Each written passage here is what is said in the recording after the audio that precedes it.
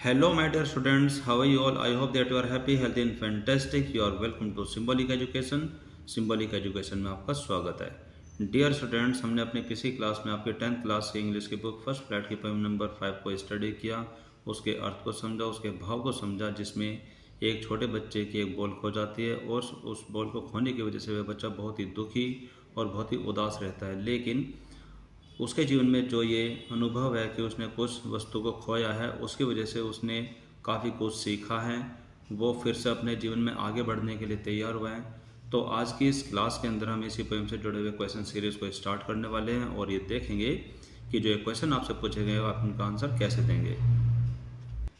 I hope कि आप सभी क्वेश्चंस को बड़े ध्यान से सुनेंगे, उनको सीखेंगे और साथ साथ आप अपनी इंग्लिश को भी इम्प्रूव करने की कोशिश करेंगे। तो शुरू करते हैं और लेते हैं इसका पहला क्वेश्चन। तो जो ये क्वेश्चन है इस पोएम में आपके लिए है thinking about the poem series के अंदर, जिसमें पहले क्वेश्चन में आपसे पूछा गया है कि व्हाई डज द पोएट से, यानी कि कवि ऐसा क्यों कहता है कि I would not intrude on him, यानी कि कवि ऐसा क्यों कहता है कि मैं उसके विचार में कोई घुसपैठ नहीं करूँगा, यानी कि मैं उसको डिस्टर्ब नहीं करूँगा। और वह उस बच्चे को, यानी कि कवि उस बच्चे को दूसरी बॉल खरीदने का प्रस्ताव क्यों नहीं रखता, यानी कि उसको दूसरी बॉल खरीदने के लिए पैसे क्यों नहीं देता है। तो इसका आंसर हम आप लिखते हैं the poet would not intrude on the boy, यानी कि इसका आंसर हम आप लिखेंगे कि कभी उस बच्चे को डिस्टर्ब नहीं करेगा, यानी कि उस बच्चे के विचार में घुसपैठ नहीं करेगा, यानी कि उसके विचारों को परिवर्तन करने की कोशिश नहीं करेगा। बिकॉज, क्योंकि द बॉय, यानी कि ही, द बॉय इज़ बिजी, यानी कि बच्चा बिजी, यानी कि बच्चा इस समय व्यस्त है in understanding how to tolerate the loss of the ball, कि वह जो हानि उसके जीवन में हुई है कि जिसकी वजह से वह उसकी बॉल को खो चुका है, तो उस बॉल के खोने की जो हानि है उसको किस तरीके से सहन किया जाए, उसको सीखने में वह बच्चा अभी व्यस्त है। इसी वजह से जो कवि है वो उसके विचार में घुसपैठ नहीं करेगा, यानी कि उसको डिस्टर्ब नहीं करेगा या फिर उसके विचारों को परिवर्तित करने की कोशिश नहीं करेगा। आगे आप इसमें कहेंगे the poet does not offer the boy money, कि जो कवि है वह बच्चे को प्रस्तावित नहीं करता, यानी कि बच्चे को पैसे नहीं देता है टू बाय अनदर बॉल, किसी अन्य बॉल को खरीदने के लिए। बिकॉज, क्योंकि इट इज़ वर्थलेस, क्योंकि ये लाभकारी नहीं है, यानी कि इसमें कोई भी लाभ नहीं है। The boy has attachment with the lost ball, कि जो बच्चे की जो भावनाएं हैं वो खोई हुई बॉल के साथ जुड़ी हुई है, यानी कि जो बच्चे ने जो भी समय बिताया है, जो उसकी भावनाएं हैं, यानी कि जो उसका लगाव है, यहाँ पर अटैचमेंट का मतलब है लगाव। The boy has attachment with the lost boy, कि बच्चे का जो लगाव है वो खोई हुई बॉल के साथ जुड़ा हुआ है। सो इसलिए the attachment is important not the ball, इसलिए यहाँ पर जो भावना है, जो लगाव है, वो ज़्यादा महत्वपूर्ण है, ना कि कोई बॉल महत्वपूर्ण है। अब हम लेते हैं क्वेश्चन नंबर 2, जिसमें पूछा गया है कि स्टेंजा में लिखा यह है कि स्टेयरिंग डाउन, यानी कि नीचे की तरफ ध्यान से टकटकी लगा करके उसको देखते हुए, all his young days into the harbour, यानी कि बंदरगाह पर अपने सभी जो बिताए हुए जो दिन हैं उनको याद करते हुए, वेयर हीज बॉल वेंट, उस जगह को ध्यान से देखते हुए और अपने पिछले बीते हुए समय को याद करते हुए जहाँ पर उसकी बॉल जा करके पानी में खो जाती है, पानी में गिर जाती है। तो यहाँ पर आपसे क्वेश्चन है कि डू यू थिंक, क्या आपको लगता है, क्या आप सोचते हैं, the boy has had the ball for a long time, कि बच्चे के पास जो ये बॉल है ये बहुत ही लंबे समय से है। Is it linked to the memory, तो क्या यह बॉल उसकी यादों से जुड़ी हुई है, of days when he played with it, कि ये उन सभी यादों से जुड़ी हुई है कि जब वह बच्चा इस बॉल से खेला करता था। तो इसके आंसर में आप लिखेंगे कि येस, जी हाँ, I think the boy has had the ball for a long time, जी हाँ, मेरे विचार से मैं समझता हूँ कि बच्चे के पास जो ये बॉल है वो बहुत ही लंबे समय से है। यहाँ पर the boy has had the ball for a long time का मतलब है कि बच्चे के पास जो ये बॉल है ये बहुत ही लंबे समय से है। The line all his young days into the harbour suggested this, यानी कि जो ये लाइन आपके सामने लिखी है कि ऑल हीज यंग डेज, यानी कि अपने सभी जो पहले जो दिन हैं इनटू द हार्बर, जो कि उसने बंदरगाह पर बिताए हैं, इनसे हमें ये पता चलता है कि बच्चे के पास जो ये बॉल है ये बहुत ही लंबे समय से हैं। आगे आपसे पूछा गया है कि is it link to the memory of days when he played it, कि क्या यह उसकी यादों से जुड़ी है कि जब वह इसके साथ खेला करता था। तो इसका आंसर में आप लिखते हैं कि जी हाँ, yes, it is linked to the memory of the days, यानी कि यह उन सभी यादों से, उन सभी दिनों से जुड़ी हुई है। When he played with it, कि जब वह इस बॉल से खेला करता था। The above cited lines substantiate this, कि जो ऊपर जो सुझाई गई जो लाइनें हैं जो क्वेश्चन में पूछा गया उससे ये हमें पता चलता है कि हाँ जो ये बॉल है ये इसकी यादों से, उसकी जो पुरानी जो दिन है उनसे पूरी तरीके से जुड़ी हुई है। अब हम लेते हैं क्वेश्चन नंबर 3, जिसमें आपसे पूछा गया है कि what does in the word of possession mean, कि इस क्वेश्चन में आपके सामने एक वर्ड लिखा है कि in the word of possession, इसका क्या तात्पर्य है, इसका क्या अर्थ है। तो इसका आंसर में आप लिखेंगे इट मीन्स दैट, इसका अर्थ यह है कि इन दिस वर्ल्ड, इस संसार में, every human being has unending desire, यानी कि हर व्यक्ति के पास कभी न खत्म होने वाली इच्छाएं हैं। फॉर ऑनिंग वर्ल्डली ऑब्जेक्ट, की जो सांसारिक वस्तु है उन सब के लिए कभी न खत्म होने वाली इच्छा है। This is the materialistic world, यह एक भौतिकता का संसार है, यानी कि जिसमें जो सभी वस्तुएं हैं जो कि समाप्त होने वाली है, जो कि नाशवान वस्तु है, ये सारा जो संसार है ये नाशवान वस्तुओं से परिपूर्ण है, लेकिन फिर भी हर मनुष्य के पास कभी न खत्म होने वाली उसकी एक इच्छा है। Here people value possession of more and more wealth, power and thing, और यहाँ पर जो लोग हैं वो हमेशा इस अधिकार में रहते हैं कि उनके पास ज़्यादा से ज़्यादा संपत्ति हो, पावर हो यानी कि ताकत हो, एंड थिंग्स हो, और ज़्यादा से ज़्यादा उनके पास वस्तुएं हों। तो यानी कि इस पूरे संसार में सभी जो लोग हैं ज़्यादा से ज़्यादा पावर, थिंग्स एंड वेल्थ को पाने के लिए ही आधिपत्य में लगे रहते हैं। तो इसी वजह से इस पोएम में लिखा हुआ है कि in the world of possession, यानी कि इस आधिपत्य भरे संसार में। अब हम लेते हैं क्वेश्चन नंबर 4, जिसमें आपसे पूछा गया कि डू यू थिंक, क्या आप सोचते हैं, the boy has lost anything earlier, क्या आप सोचते हैं कि इस लड़के ने अब से पहले भी कुछ खोया है, क्या इस लड़के का पहले भी कभी कुछ खोया है। पिक आउट द वर्ड्स, ऐसे शब्दों को चुनिए दैट सजेस्ट द आंसर, जो कि आपके जवाब को सुझाव दे सके।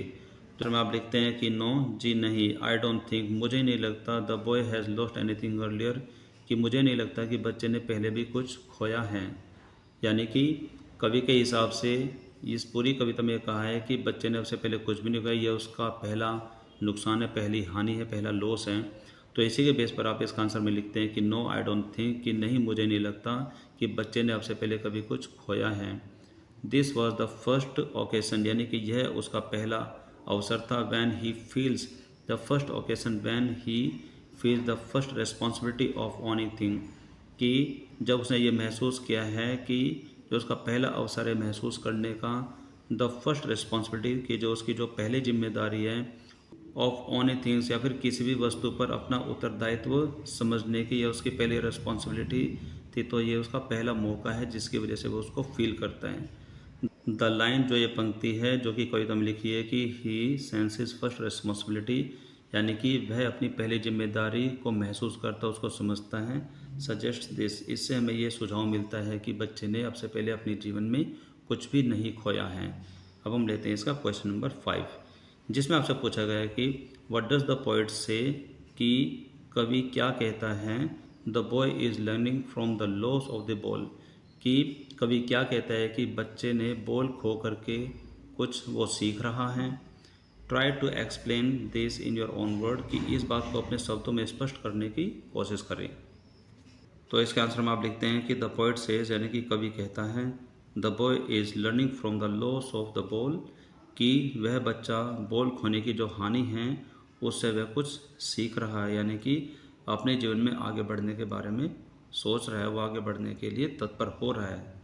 आगे आप इसमें लिखते हैं बिकॉज, क्योंकि loss in the life is inevitable and without learning the art of bearing the loss the life becomes hellish, यानी कि आप इसमें लिखते हैं कि जो जीवन में जो हानि है वह हमारे जीवन का एक हिस्सा है, उसको आप अलग नहीं कर सकते, यानी कि हर जीवन में हम कुछ ना कुछ खोते हैं, तो यह एक अनिवार्य हिस्सा है। Without learning the art of bearing the loss, यानी कि किसी भी हानि को सहन करने की जो कला है, यहाँ पर the art of bearing the loss का मतलब होता है सहन करने की जो कला है, बेयरिंग का मतलब सहन करना। तो इसमें लिखा है कि एंड विदाउट लर्निंग, बिना सीखे, the art of bearing loss, यानी कि हानि को सहन करने की कला को बिना सीखे, द लाइफ बिकम्स हेलिश, यानी कि बिना यह सीखे, यानी कि हानि के लॉस को सहन करने की जो कला है उसको बिना सीखे अगर हम चलते हैं तो हमारा जो जीवन है वो नर्क के जैसा हो जाएगा, यानी कि नर्क के समान हो जाएगा और हम उसको अच्छे से जी नहीं पाएंगे और हम जीवन में आगे नहीं बढ़ पाएंगे। अब हम लेते हैं क्वेश्चन नंबर 6, जिसमें आपसे पूछा गया है कि have you ever lost something, क्या आपने कभी कुछ खोया है, क्या आपका कभी कुछ खोआ है। यू लाइक्ड वेरी मच, कि जिसको आप बहुत पसंद करते हैं, यानी कि आपके जीवन में कोई भी ऐसी वस्तु, कोई ऐसा सामान कभी कुछ खोआ है जिसको आप बहुत ही पसंद करते थे।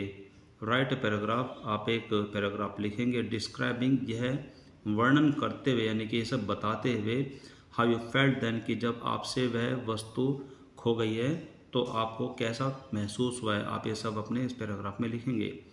एंड सेइंग, और ये बताते हुए whether and how you got over your loss, और आपने अपने उस हानि को, उस लॉस को कैसे सहन किया है और आप अपने जीवन में आगे कैसे बढ़े हैं। गोट ओवर का मतलब होता है कि जीवन में आगे बढ़ना किसी भी हानि के होने के बाद। तो इसके आंसर में आप लिखते हैं। तो इस क्वेश्चन के आंसर के लिए आप कोई भी अपनी एक ऐसी स्टोरी, एक ऐसा अनुभव आप इसमें शेयर कर सकते हैं कि जब आपने कुछ वस्तु खोई है और आप उस खोने के जो हानि है उससे आप कैसे उभरे हैं। तो इसके आंसर में आप इसमें ऐसा कुछ लिख सकते हैं कि जैसे कि how I got over my loss, कि मैं अपने उस हानि से मैं कैसे उभरा, यानी कि मैं कैसे आगे बढ़ा। तो इसमें आप लिखते हैं कि वंस, एक बार की बात है, I bought a pair of rainbow coloured shoe, यानी कि मैंने एक बार एक जोड़ी जूते खरीदे जो कि इंद्रधनुष के रंगों के जैसे जूते थे। It was an eye catching pair, कि यह बहुत ही सुंदर जूते थे, यानी कि इस पर एक बार आंखें टिक जाए तो टिकी ही रहे, यानी कि एकदम आकर्षक जूते थे। फ्रॉम सोल टू लेस, यानी कि तली से लेकर के फीते तक। It had violet, indigo, blue, green, yellow, orange and red colour, कि तली से लेकर के फीते तक इसमें violet colour, indigo, blue, green, yellow, orange और लाल रंग शामिल किए गए थे, जिसकी वजह से जूते बहुत सुंदर लगते थे। The outer designs were glamorous, और इसका जो बाह्य जो डिज़ाइन था वो बहुत ही ज़्यादा बेहतरीन था, बहुत ही ज़्यादा आकर्षक था। आगे आप अपने जूतों की तारीफ में लिख सकते हैं कि इट्स लाइटनेस वाज इनडिस्क्राइबल, यानी कि इन जूतों का जो हल्कापन था वह वर्णन से परे था, यानी कि अवर्णनीय था, यानी कि वे इतने हल्के जूते थे कि मैं उनका वर्णन नहीं कर सकता हूँ। आई फेल्ट एज इफ, मुझे ऐसा महसूस होता था कि जैसे I were walking in the sky, कि जैसे कि मैं आसमान में अपने कदम रख रहा हूँ, यानी कि मैं आसमान में चल रहा हूँ, मुझे ऐसा महसूस होता था। बट वन डे, लेकिन एक दिन, when I went to the temple, लेकिन एक दिन जब मैं मंदिर गया था, I took off them in a corner, कि मैंने उनको एक कोने में उतार करके रख दिए थे। एंड वेंट इनसाइड, और उसके बाद फिर मैं मंदिर में अंदर चला गया। आई वॉज वंडर स्ट्रक, मैं बहुत ही ज़्यादा हैरान हो गया, मुझे झटका लगा। व्हेन आई फाउंड, कि जब मैंने पाया, दैम मिसिंग, कि जब मैंने उनको वहाँ से गायब पाया, यानी कि वे जूते वहाँ से चोरी हो चुके थे। ऑन माई रिटर्न, कि जब मैं मंदिर से वापस आया, मेरी वापसी पर जब मैंने देखा कि जूते वहाँ पर नहीं हैं, ये सब देख करके मुझे बहुत बड़ा झटका लगा और मैं बहुत ज़्यादा हैरान भी हुआ। आई वॉज ऑफल ग्रीव्ड, कि मैं पूरी तरीके से दुखी हो गया। बट देन, और फिर, आई थॉट, फिर मैंने सोचा, कि उसके बाद फिर मैंने सोचा that every object in this world has an age, कि इस संसार में हर वस्तु की एक उम्र होती है, हर एक वस्तु का एक समय होता है। इन लाइफ, और जीवन में, we human purchase and loss thing, और जीवन में हम जो मनुष्य होते हैं वो चीज़ों को खोते रहते हैं और चीज़ों को पाते रहते हैं। आई कंसोल माई सेल्फ, मैंने अपने आप को साहस दिया, मैंने अपने आप को तसल्ली दी। दस, इस प्रकार, आई गोट ओवर माई लॉस, इस प्रकार मैं अपने उस हानि से आगे उभरा और जीवन में आगे बढ़ा। वेल माय डियर स्टूडेंट्स, आज की क्लास में आपने देखा कि हमने आपकी 10th क्लास के इंग्लिश के बुक फर्स्ट पार्ट की पोएम नंबर 5 यानी कि द बोल पोएम के क्वेश्चन सीरीज़ को हैंडल किया।